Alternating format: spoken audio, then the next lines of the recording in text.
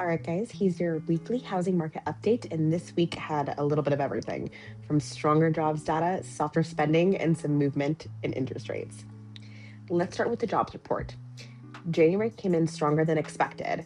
More people are working, unemployment ticked a little bit lower, and wages rose more than forecasted.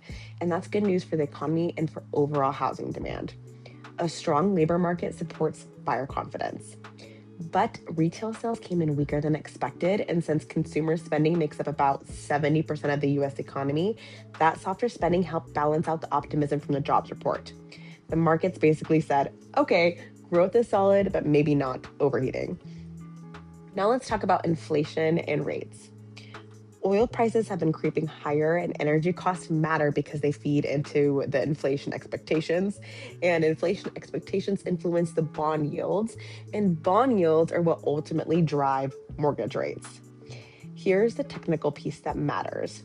The 10-year Treasury moved back below 4.20%, which had been acting like a ceiling for rate improvement. If it continues lower towards about 4%, that could support better housing affordability moving forward. Right now, mortgage conditions are still hovering near some of the most favorable levels we've seen in years, which is why buyer activity remains steady in the Las Vegas housing market.